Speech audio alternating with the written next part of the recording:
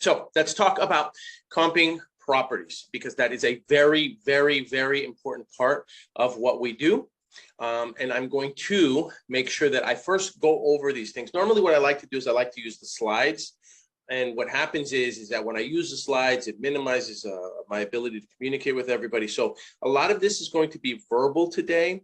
I will take notes and I will share my screen so that you can see what some of those notes are as I go through it. But let's talk about comping. When you are comping a property, you have to make sure that you focus on a couple things: size, which is the square footage, bed and bath count, proximity of sale, and the most important one is the most recent sale. So when you're looking at comps, here's what a lot of new people do. What they'll do is they will take a look at a property, they will identify it as an opportunity, and then they will hop on Zillow or they will hop on the MLS, and then what they'll do is they'll look at what the properties are selling for. When you are comping a property, and comping is just another way of saying, appraising it, but appraisers get really upset when you say using the word appraisal, because obviously an appraisal is a much more in-depth analysis of that property. So you don't want to say appraising it, you can say comping it. Real estate agents, they like to use the word CMA, a comparable market analysis. Comping, CMA, a market analysis, they're all the same exact thing. One of the most, if not the most important part of comping a property correctly is going after the most recent sales. You always want to put the most weight on sales, not what is active on the market, but what properties have sold for. Because what's active on the market is what people are asking for. That's their ask price. There is no guarantee that they are going to get that price when the property sells. And you can try to use pending properties as well, because that's a pretty good indication that if they were asking, for instance, $599,000 for the property, and then it went pending within 2 days, there's a good indication that that was probably the right price, but you don't want to put too much weight on it. You want to put the most weight on sold properties. So you always want to look for what properties within a quarter-mile radius have sold for. And personally, I prefer to stick within 14 days. Now, if I am in a market and there haven't been any recent sales that are comparable to my property, and in terms of size and in terms of bedroom count, and we're going to get into details on that in a little bit. But if there aren't, I'm going to spend quite a bit of time talking about timeframes. If there aren't any recent sales within the last 14 days within a quarter-mile radius of my property, then that would be cause for concern. Because what that is telling me is that there isn't much sales activity. And if there isn't much sales activity, then I'm going to have a difficult time getting my opportunity, getting my property, getting my contract assigned, or getting it sold. So you want to make sure that within a quarter-mile radius of your property, that there are at least a few sales that have happened within the last 14 days. Now, if not, you can expand the search to about 30 days. And if there aren't any within 30 days, then that is a problem. Then you want to check 60 days, then you want to check 90 days. Now, by appraisal standards, you can go as far as 6 months. I don't recommend doing that, because 6 months, within 6 months, a lot of things can change, right? I mean, just recently, the interest rates have gone up again. And so if the interest rate goes up, what that does is it impacts a buyer's ability to buy. Because their payments go higher. And so if the payments go higher, then naturally prices will adjust and they'll come down a little bit. So the buyer that is purchasing a property right now within the last 30 days is not going to be the same type of buyer that purchased the property, 6 months ago, who had a little bit more buying power. So it has affected values. So you want to try to keep it within no less than 90 days. Now, in some rare circumstances, because the house may be very unique, or it might be in a rural area, then you might have to go up to 6 months. But in my humble opinion, you don't want to use 6 months comps, number one, unless you absolutely have to. And number two, if you're looking at rural opportunities, they're going to be a little bit more difficult, in some cases much more difficult to sell the property, to sell the contract, to assign the transaction, to assign the wholesale deal, if that's going to be your exit strategy. So when it comes to time frames, you want to make sure that you keep your most recent sales as most recent as possible, and try not to exceed 90 days. So let's make some notes on that real quick, just so that everybody has it. We're going to share the screen. Let me open up my notepad. We're not going to do full-blown slides today. We're just going to Share the screen. Okay, so the very first thing, time frames. 15, 30, 90 days. And I'm going to increase the font. Don't worry. You probably can't see it on the screen right now. So let's format. I guess it's not letting me format. All right, zoom.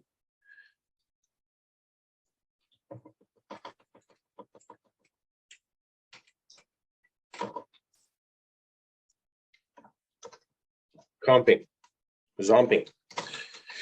Timeframes 50, 30, 90 days. The more recent the sale, the better the comp is going to be. Next thing we're going to talk about is square footage. 20% margin. What do I mean by 20% margin? What I am saying is, okay, when you are comping a property, you want to go within 20% of whatever the square footage of your subject property is. Now, when you hear me say subject property, I'm talking about your property, your deal, your opportunity. That's the subject property. When I'm talking about a comp, then I'm referring to another property that we're comparing it to. Sometimes I will go into real estate jargon, I will go into real estate talk, and I will use these acronyms. And so if you have any questions about what these acronyms mean, feel free to comment or feel free to ask a question so that way I can clarify it. So a subject property is your property. It's the one that you're comparing everything to. If the subject property has 1,500 square feet, then you can go 20% up on square footage and you can go 20% down on square footage. So at 1,500 square feet, that means I can compare it to an 1,800 square foot property, and I also can compare it to a 1,200 square foot property.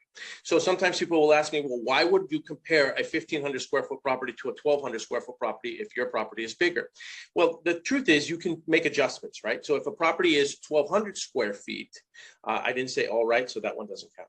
If a property is 1,200 square feet and it's sold for $599, and our subject property is 1,500 square feet, then there's probably a good chance that I can sell that property for a little bit more. It might be worth maybe $625 or $635 just based on the additional square footage.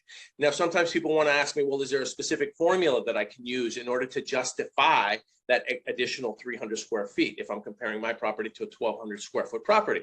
And what you can do is you can do the cost per square foot method. So if this property that sold for 1,200 square feet sold for $599, you can then multiply the cost per square feet times 1,500. What I've discovered is that tends to evaluate it a little too high, in my opinion, okay? It tends to price it a little too high. You want to try to be as conservative as possible. And this is important too. We're going to talk about that as well. So when you're comping and you're comparing a 1,500 square foot property to a 1,200 square foot property, and it's priced a little bit less, then you can add a little bit more value to what your expected ARV is going to be, what your expected price is going to be. If you're comping a property that is larger than our property, let's say we're comparing it to an 1,800 square foot property now, and that 1,800 square foot property sold for $600,000, and we know that ours is 1,500 square feet, well, then you can just adjust, right? You can say, okay, so if that one sold for $600,000, then there's a good chance that ours will probably sell for about $580, maybe $575, since ours is a little bit smaller. And that's how you would make those adjustments. I don't suggest doing the cost per square foot technique, because again, I think that it can tend to over-evaluate or even under-evaluate, because the cost per square foot, it multiplies it. And I'll prove my point. Let me do a quick screen share so that you understand what it is that I'm talking about. So if I open up a calculator and we say that the property, a property that sold for 1,200 square feet, it sold for $600,000 divided by 1,200. Now we're looking at $500 a square foot. Okay, so it's $500 a square foot. Now, if we multiply that times 1,500 square feet, now look what it did. It inflated the price to $750,000. I don't think personally that someone is going to pay an extra $150,000 just because it has an extra 300 square feet. And so using that cost per square foot technique, it like I said, it tends to overinflate value, and then it can tend to underinflate value, because we can use the same strategy conversely, right? So 1,800 square feet, let's go to 600 square feet divided by 1,800 square feet. Now it's 600,000 divided by 1,800. we're now at $333 a square foot. So if we multiply that times 1,500, which is our subject property, now we're down to 500,000. And I don't see someone, offering or someone taking a haircut of $100,000 just because their property is 300 square feet less. So I don't suggest using the cost per square feet technique. And sometimes you will encounter sellers that will try to justify a particular price based on the cost per square feet technique.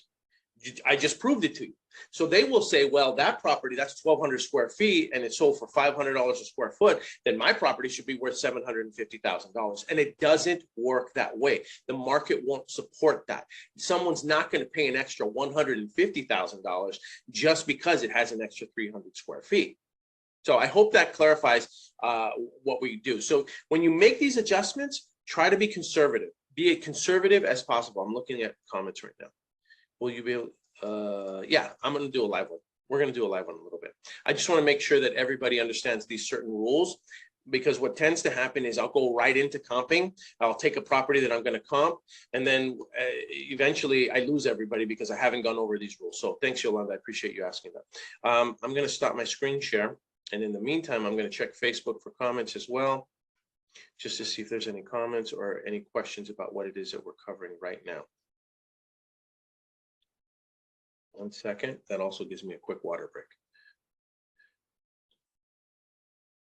Okay. So now we've gone over those two rules. There's time, right? You want as most recent sale as possible. We've gone over square footage, 20% up, 20% down. You can make marginal adjustments there. Sometimes people will say, well, I have a 4-bedroom, 3-bathroom home as a comp, and this one's a 3-bedroom, 2-bathroom home, and it's the same square footage. I can't use it as a comparable, and that's not true either. The bedroom and bathroom count do not have to be exact. They don't have to match 100% because you can adjust for a bedroom and a bathroom. So if I'm comparing a property that is a 4-bedroom to my subject property, which is a 3-bedroom, well, if this property, which is the comp, sold for $600,000 and my property is a 3-bedroom, then what I will do is I will adjust it down. I will adjust the price down to reflect the fact that my property doesn't have an extra bedroom. I would probably deduct about $25,000 for that additional bedroom. That's what I would suggest doing. So if this property, which is the comp, is a 4-bedroom, 2-bath, and it's sold for $600,000, and my property is a 3-bedroom, my subject property is a 3-bedroom, 2-bath, then I would say that this would probably be worth about $575,000. Again, in some states, that might be too extreme. I'm going based on California prices. That's typically, well, I'm in Los Angeles, so a lot of my numbers will come from that. In other states, it might be less, but I suggest doing it that way at $25,000, just having a specific rule, because that way, again, you're using conservative numbers. All right. So when you deduct it, I did it again, 250. Sorry. Now we're at 250 with the all rights. So when you're comparing, you want to make sure that you try to deduct values for the extra bedrooms and the extra bathrooms if you're comparing it to something that has more. Now, what if your subject property is the 4-bedroom, 2-bath, and now you're comparing it to another property that's a 3-bedroom, 2-bath, and this property sold for $600 again, and yours is a 4-bedroom? Well, now you'd add value to it because you have an additional bedroom. So now you'd say, well, if that one sold for $600, then there's a good chance that mine will probably sell for $625. I have that additional bedroom. I hope that makes sense. So we're going to put that in the notes so that everybody can see that. We'll talk about making adjustments for it. Sure. Let's reduce this. Square footage, we've gone over 3. Bed and bath adjustments. So for bed, it's 25. For bath, I would say 15. 25 and 15. That's how you would make adjustments. Don't think that just because you have a particular property that has a specific bedroom count that you can't make adjustments. There will always be these, what we like to call pink elephants, where let's say you've got a property that has 6 bedrooms, right? And you're comparing it, I didn't say all right, 6 bedrooms, and you're comparing it to a 3-bedroom. Well, you'd have to adjust deducting the 3 bedrooms for your subject property. That's how you do it when you have additional bedrooms and additional baths. Next thing, We've gone over timeframes. We've gone over square footage. Then there's lots. So here is where it gets a little interesting in certain states. And I'm going to stop the share there. And then we'll talk about that. Sometimes you will have a property that is a 3-bedroom, 2-bathroom, 1,500 square foot home on a, let's say it's on a 10,000 square foot lot, for instance, right? Let's say we're talking about Florida. Didn't say all right. We're talking about Florida. And there are plenty of places throughout the country where people will have a 3-bedroom, 2-bathroom house, and then it sits on 2 or 3 acres. Well, how do you compare that, right? That's where it does get a little tricky. And what you're going to have to do is you're going to have to first find the comps that are reflective of a 3-bedroom, 2-bathroom property and what they're selling for. And then you're going to have to separate it and compare what other lot sizes, what other 2-acre properties are being sold for land value. That's probably the best way to do it so that you can get an estimate of what a property would sell for. Now, in a perfect world, you can compare a house on a lot to another house on a lot, and they match perfectly. So if you've got a 3-bed, 2-bath house on a 2-acre property, then you can compare it to another 3-bed, 2-bath house on another 2-acre property. In a perfect world, that would work fine. That is the only time that I would suggest going out as far as a mile so that you can see how what other properties are selling for if they have similar square footages and similar lot sizes. That's the only time I would say, okay, let's expand our radius to see if we find other properties that have larger lot sizes so that I can compare apples to apples, and I'm comparing a property on a larger lot size with another property on another larger lot size. Only then. So if your property is like a 3-bed, 2-bath, 1,500 on a 10,000 square foot lot, you know, it shouldn't be that hard to find other properties around the area that are reflective of that same lot size. Let me go back to notes, share. So lots, we'll talk about that. And then we're going to talk about natural boundaries. Okay. Do not cross.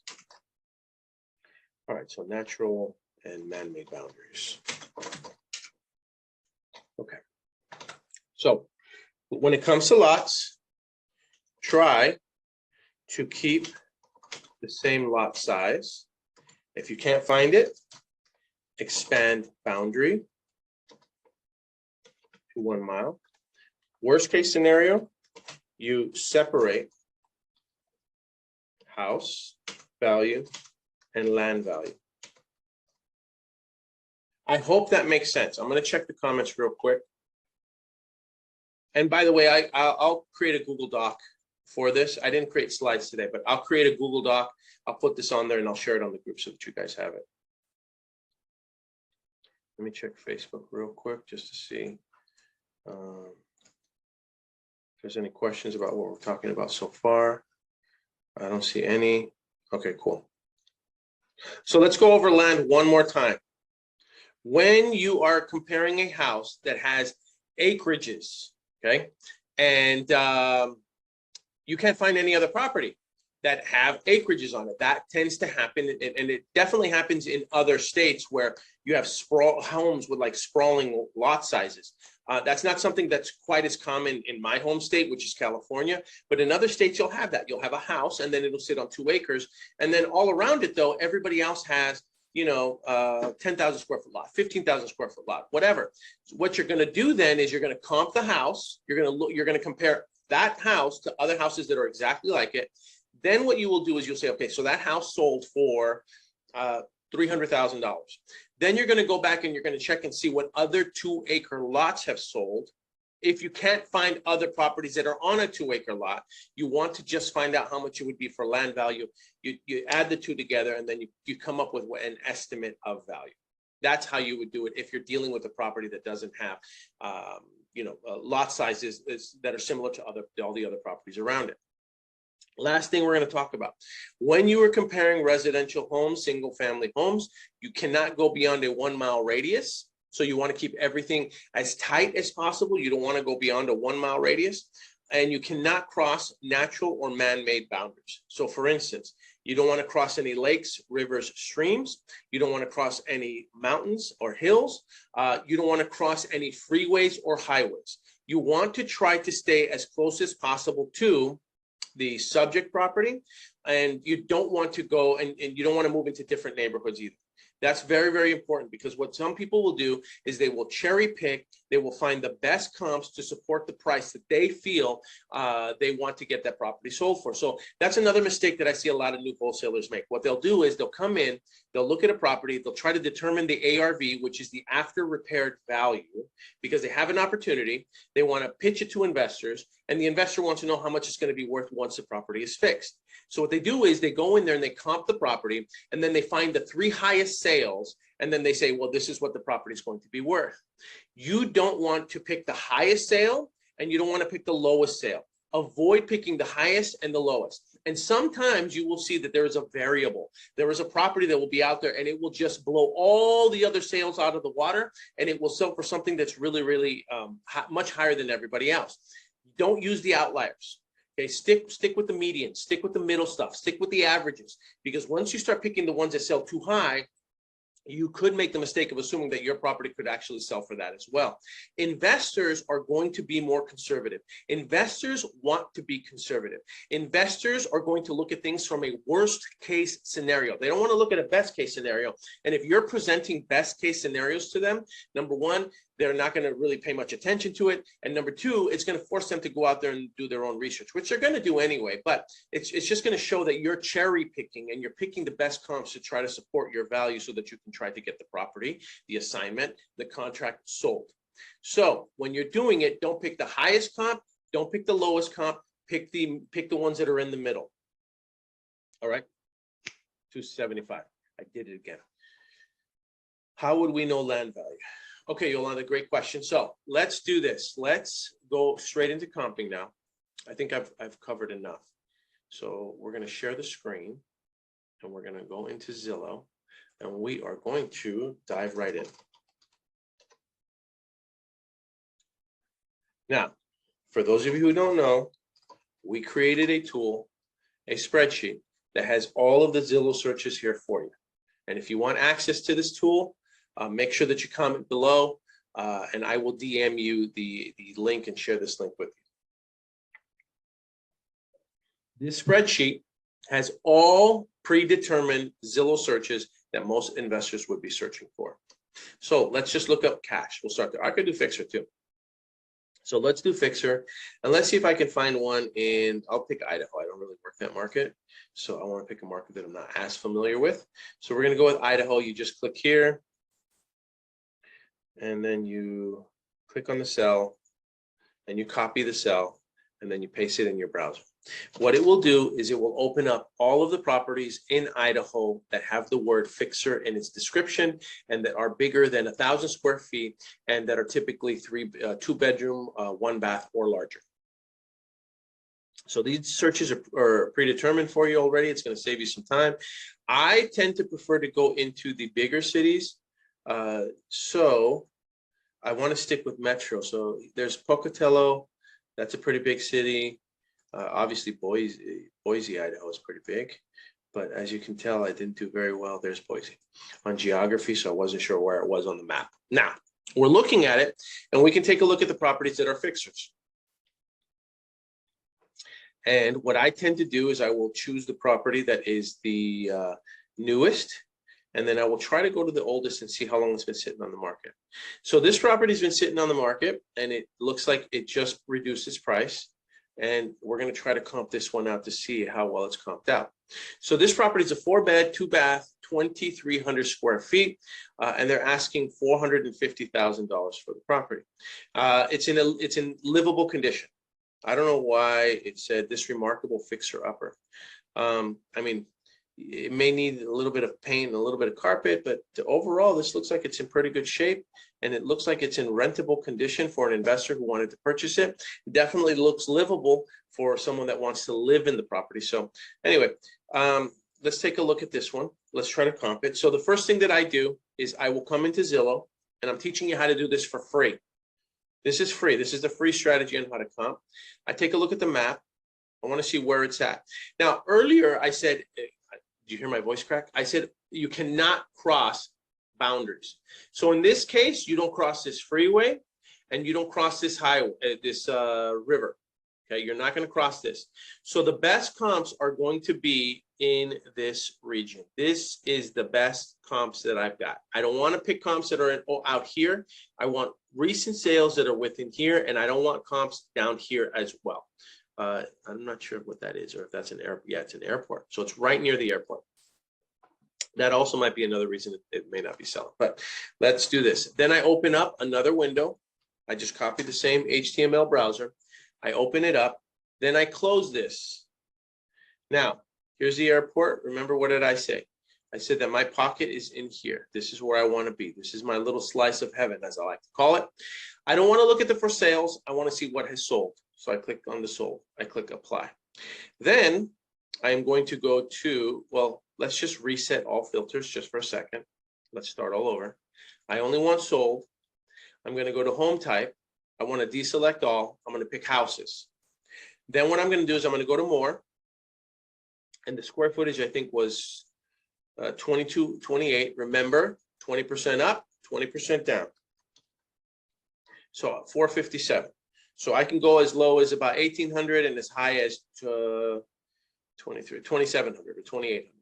So I can go as low as 1,800 and I can go as high as 2,700. Then I'm going to scroll down some more, and I want to pick sold in the last 14 days. I want the most recent comps. Take a look. Not very many properties that are comparable to this one has sold in the last 14 days. That's not great news. Now let's adjust it. Let's go back down, and let's scroll into the last 30 days, and we'll click apply. Last 30 days, no sales. Doesn't look good. Let's go to the last 90 days. In the last 90 days, there have been a sale, but it's out in this area. And I said, I don't want us crossing rivers, right? No natural boundaries. So let's try it again. Let's see if I can find anything within the last 6 months, which I don't like to do. And in the last 6 months, there haven't been any sales in this area, in this pocket. Now, there has been one here. Again, because I suggested to not cross these natural boundaries, here are my options. This is a good one because this shows you what to do in case you get stumped. The rules are you want to stay in this area, but there's nothing to compare it to. Now, I do have one comp over here that I can compare this to, and that's this one on Harvey. And so I am going to open this up in a new tab just to keep it here, just so that I could look at it. But I really want to figure out what has sold in this area in the pocket that I want to be in. So what I'm going to do now is I've already gone as far back as 6 months. I don't really like to do that. I only want to see 90 days. So what I'm going to do now is I'm going to adjust the square footage so that I could see a little bit more. I want to see, okay, once I do that, let's try to adjust it to 1,500. Once I do that, I now see that there's properties here that have sold, and they're a little bit smaller than they should be in order for me to compare, but it gives me an idea of what they're selling for. So really what I'm going to do now is I'm going to use these comps, this one, and I'm going to give the most weight to this one, but I'm still going to look at this one, and I'm still going to look at this one because I want to get a feel for what it would sell, what something would sell for in its same square footage size. Now, I don't know if you know this or if you've noticed it, but right here, you'll see that there's no price. And that is because Idaho, apparently, and I did not know this, Idaho is a non-disclosure state, which means that they're not required to share what these properties sold for. They don't they don't make the sale prices public record. So you're going to need a tool. What we use, and if you need this tool, you can sign up for it. If you go to getprivy.dispodragons.com, you can sign up for it. Yes, it costs money. You're going to need it, and you can set up your account here. So you go to getprivy.dispodragons.com. That's our affiliate code. Yes, we are an affiliate of it. So if you do sign up, it does help us out as an organization and as a team as well. The same way that I have my swear jar for my all rights, this is another opportunity where if you use this service and you sign up for it, we are affiliates of it, just to let you know. But it's a great tool because you're going to need something to find out how to price these properties out anyway. Let me sign in with our account. So we'll log in, and we're going to take a look at what these properties have sold for. This is the one that was on the other side of the lake.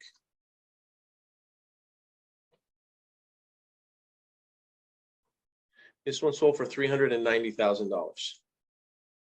Why is this important? Because they're currently at $450,000. 4-bed, 2-bath, 2288, and this one sold for $390,000, and we can see what the interior condition looks like.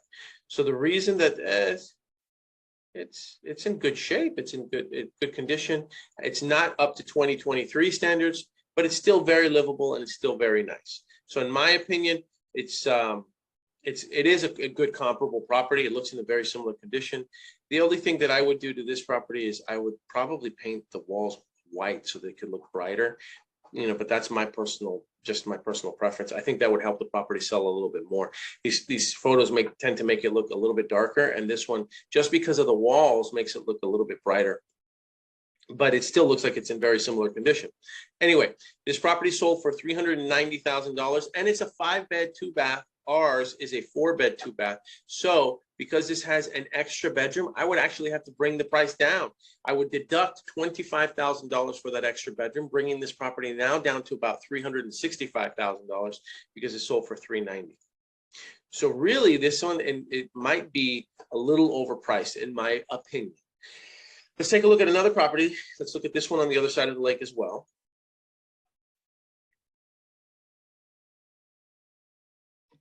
Let's go back to Privy, type this in. And this is why you need a tool like Privy, because you're not going to be able to see these sales on Zillow. This sold for $435,000, 3-bed, 2-bath, 1657, built in 2003. All right. I did it again. We're up to $300 now. 6-year built. When it comes to year built, you want to try to stay within at least a 10 to 20 year time frame. 10 to 20 year time frame. What does that mean? Well, this property was built in 2003. Our property seems to be a little bit old. I would assume that it's older, and because of that, you're not going to be able to use it. Let me move this out of the way. Built in 57. You cannot compare a property built in 1957 to a property built in 2003. There will be some sellers that they will argue with this. They will say, well, my house is remodeled. I've remodeled the plumbing. I've upgraded the electrical. I have a new roof. Everything's brand new. This property is brand new. We remodeled it from the studs up. This is what they will say to you, just so you know. These are some of the things that we hear all the time. And it doesn't matter. It doesn't matter that they remodeled it. It doesn't matter that it's new electrical. It doesn't matter that it's new plumbing. I can't compare a house built in 1957 to a house that was built in 2003. You cannot do that. You want to stick within 10 to 20 years of the year that it was built. So since this is built in 1957, I can compare it to properties built in 1937. I can compare it to properties built in 1977. I might even go as high as 1980, but I'm not going to compare it to a property built in 2003 because the building codes and the building standards were different, even though that house, our subject property, may have been completely remodeled. It doesn't matter. The year built does not change. It will not change, even if it has been remodeled. So you can't compare this. This isn't going to be a good comparable for us to compare it to. Even this one, even though it's sold for $435,000. And I'm assuming, I could be wrong, but that is one of the reasons that the seller wants this price or started so high. The seller said, well, my property, 4-bed, 2-bath I see this property just sold for $435,000. There's no reason that it's 1657. It's smaller than mine. I should be able to get, $435,000, $475,000. And I understand their logic, but you can't do it. Let's look at another property now. Now I want to see the ones that sold here. Here's another one that is in the area that I really want us to be in. And here's the property address. This one, 3-bed, 1-bath, 1675. What year built is this? We're going to check that right away. I'm assuming it's a similar year built, but I could be wrong. This one sold for $415,000. $415,000. 3-bed, 1-bath, 1675, single family residence, 1956, and the lot is 10,019. So Paul, you've got this property. 4-bed, 2-bath, 2,200 square feet. 2,200 square feet, and they just reduced the price. And this one ended up selling for 415, and it's a 3-bed, 1-bath, 600 square feet small. I stand corrected. There's a good chance that they may be able to sell this property for between 410 to 430, I think, personally. I could be wrong, but so let's check another comp just to be sure. Now, let's also analyze the condition. So this property too, minor upgrades. It doesn't have a lot of upgrades in. I mean, it's nice, it's livable, it looks great, but it's not 2023 standards by any stretch of the imagination. So if this one sold for, yeah, I mean, you've got commercial ceilings over here, which is strange. And this one sold for 415, then this is why the seller thinks that they can get 450,000. But let's check one more thing. Let's check one more property. I want to see what this one sold for. 3-bed, 2-bath, 1,700.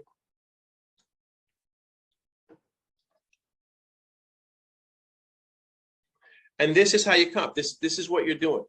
You're just analyzing. So this property sold for 526. Wowzers. 4-bed, 2-bath. Mortgage history. Sold for 526 on September 1st, and they listed it for 475. So let's see why this property sold for so much more.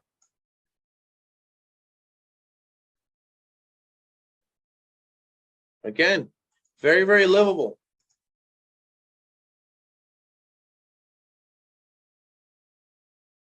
Not 2023 standards, not flipped.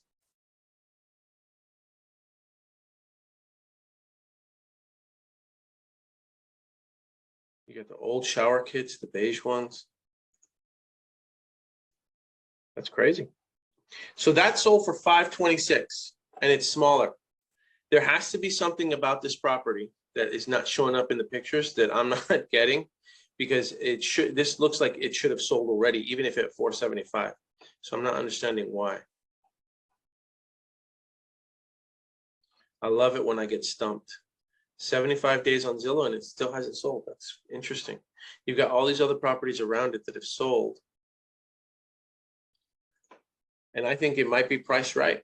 I mean, if you price it at 415, maybe, but the photos don't indicate to me that it's a major fixer. This looks cosmetic.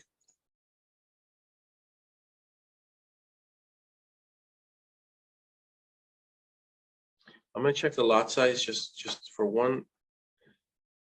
Yeah, lot size is normal. Interesting. Well, there you have it. So honestly, I think this property is priced right. I'm not sure why it hasn't quite sold yet. But this would be a good one to call up the agent. This looks like a cosmetic fixer. The only reason I can think, I mean, you've got a property that sold right next door for 526, 3-bed, 2-bath. I'm trying to understand what made this one sell for so much more. What's the lot size on this one? Lot size is only 13,000, right? Because it's almost a third of an acre. So I've got a little bit of a doozy on this one, trying to figure out why. I would not purchase this at 450 and then think that I can go back and sell it for 526. So that's another thing that a wholesaler would look at, an investor would look at. They'd look at this and they're like, okay, so if this property sold for 526, then I should be able to buy this property, put some money into it, and then resell it really quick at 526. That might be challenging, and I think the margins are a little too slim to do something like that. Now, if you could wrap this up at about 380, 390, it might be a good deal. It could be a good deal to actually do that. Yolanda. So in terms of it being a buy and hold, look, this one's just sold for 526, just sold, and they listed it for 475. I'm assuming that our property listed it at the same price as them just because they thought they would get it sold too. And it makes sense. I could see the logic as to why they would do that. I mean, they are right next door to each other. Let's take a look at where they're at on the map. Sorry, I know I'm bouncing around a lot. So they are right here, and we are right here. It's a little bit of a different street. What's going on here? So we're right there above that gray area. So they're right there. But I mean, look at how close those are to each other. So for this one to have sold for 526 and this one to have sold for 450, and it originally started at 475, now it makes sense to me as to why they started for 475. If I could get this property for 380 or 390, I would get it. I would put about $50,000 to $60,000 in cosmetic repairs in there, and then I would try to flip it for 560. That's what I would do personally. But I have to call the agent and to see what they say. Let me check the Facebook comments real quick. You're hearing every other sentence.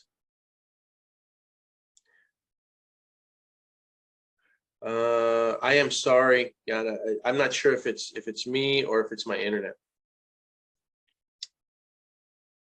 Now, let's just assume that in this case, this property had 2 acres. Let's say that this property sat on 2 acres. And so now I'm trying to figure out, okay, how do I make adjustments for that? So you're going to do the exact same thing when it comes to comping. You're going to come back here. We're going to close this window now. And again, if you guys need Privy, remember the shortcut is get Privy, GETPRIVY.dispodragons.com so that you can get your own Privy account, because you're going to need it to comp, especially in states that are non-disclosure. So if we come here, now what we're going to do is we're going to eliminate this, and we're not going to do houses. We're going to come here and you're going to do lots and land. I want to see what lots have sold in this area. And for lots, you can go as far as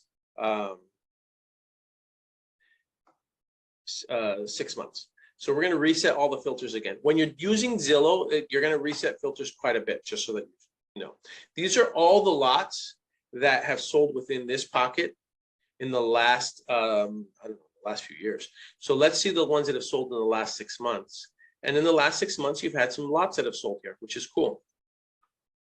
And we're going to have to do the exact same thing because this is a non-disclosure state. Oh, sorry. Deselect all, and all I want are lots. So there's no lots that have sold there. I'm going to zoom out a little bit more. When you're dealing with lots, you can go out a little bit further. You can go out as far as a mile when you're dealing with lots, and you can go out as far as back as 6 months. In this case, this is the best comp that we've got that is sold, and it's 0.3 acres. And if we want to find out what this one sold for, we're going to go back into Privy. And this says $0. That doesn't help us. Here's another, that's a house.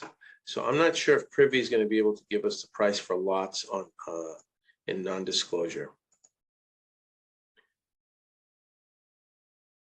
Let's see where else another lot has sold. Here's another one, and here's another one. But I don't think we're going to be able to get. So 0.43 acres, and then this one had a house on it, or a manufactured house. That's another thing. Sometimes you're going to look at this and you're going to see, well, I'm looking for lots, but this one had a house on it. So what that's telling me is that this seller or this agent was marketing it more for a developer, and they were marketing it as land value. They weren't marketing it as value for the house. That's why you're seeing that there is a house on the lot. And someone can purchase it. They can still purchase it with the house, and they can do whatever they want to do with the house, but they're trying to get this particular price based on land value.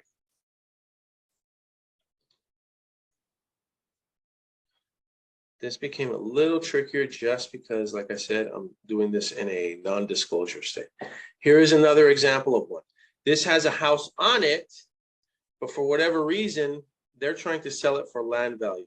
Don't miss this prime infill development property in the heart. So it's 3/4 of an acre, and they're saying that they've got developments, et cetera, et cetera, et cetera. And so this tells us what it sold for. I'm going to try to see, or this tells us what it was, the description and the house. Clearly, the house was a fixer. They're just selling it to a developer, and they've claimed they've got plans for splitting it into 4 lots, yada, yada, yada. So let's see if this will tell me what it sold for. This property sold for $550,000. So even though it's how many acres?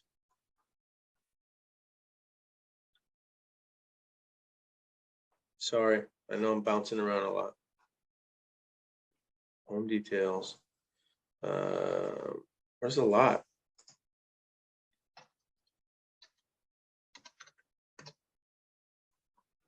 I thought I saw it. Anyway, it should show me here. 33,000 square feet. So let's say that my subject property, this property, sat on 33,000 square feet. Then I would, and I couldn't find any comps around it. I couldn't find any other homes that sit on 33,000 square feet. I would then separate what I was looking for. So I'd look for what a land value sold for. In this case, it sold for 500,000. And then I would look for what another property sold for, another 3-bed, 2-bath, whatever sold for. And then I would have to add those two together. That's the only way that you're going to be able to. Now, it's not perfect, and it's not going to give you the perfect value, but at least it gives you an idea. In this case, I still probably wouldn't give it $500,000 of value, only because this one, it looks like it included plans, or let's see.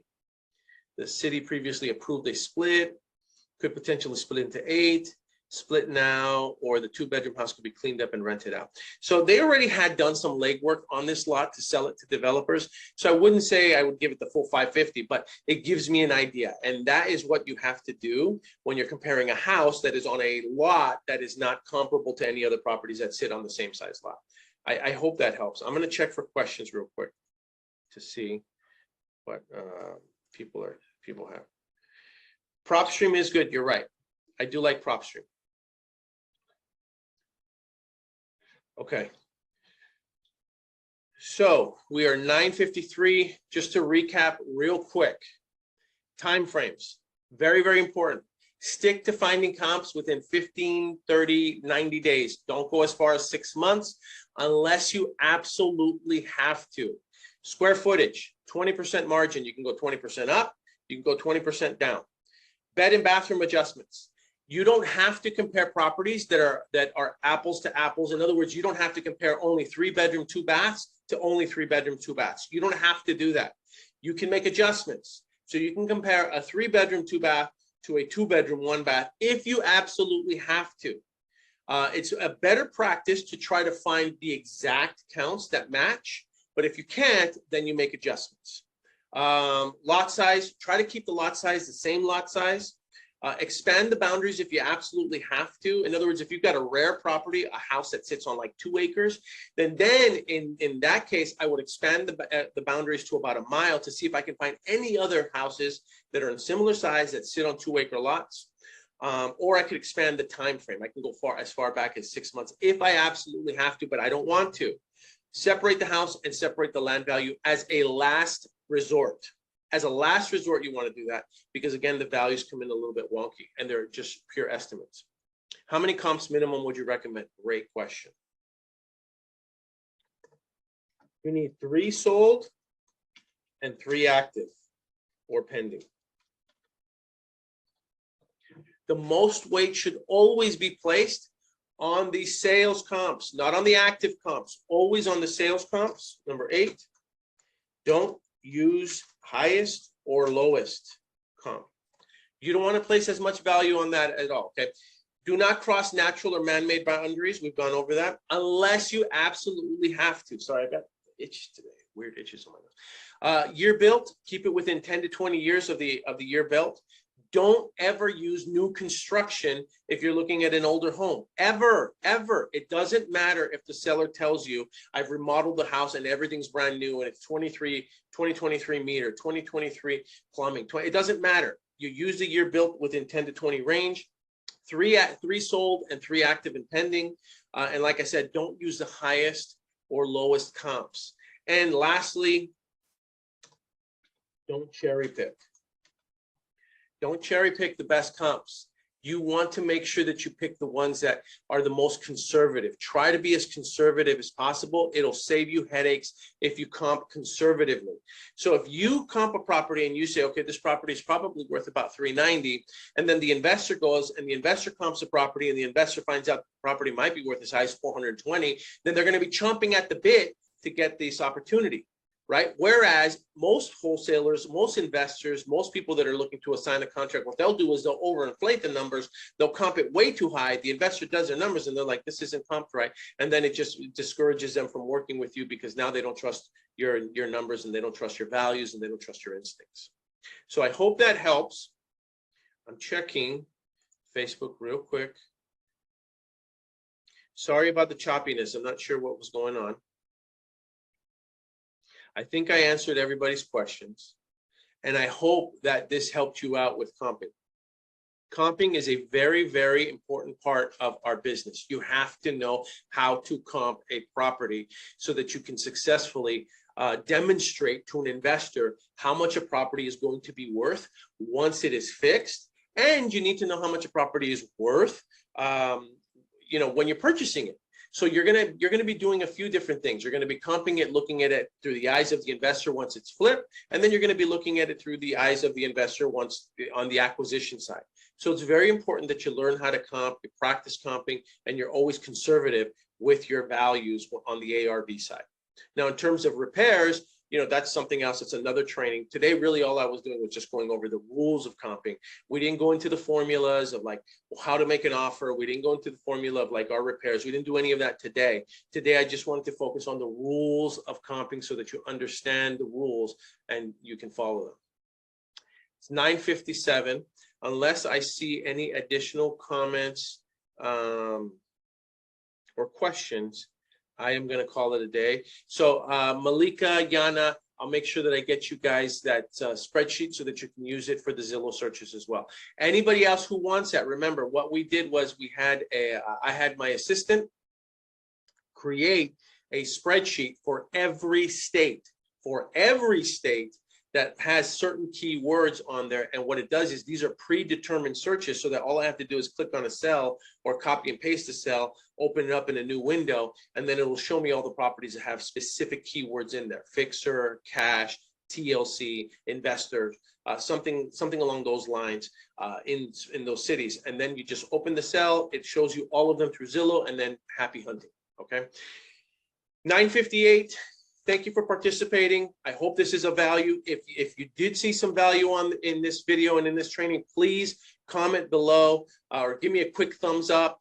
If you know of anybody else that can benefit from this stuff, bring them aboard, have them come and listen to this so that the way they can learn too. If they're having certain challenges and they just need some help, this is a good way for us to all network together and for us to work together and learn from one another so that we can all have success.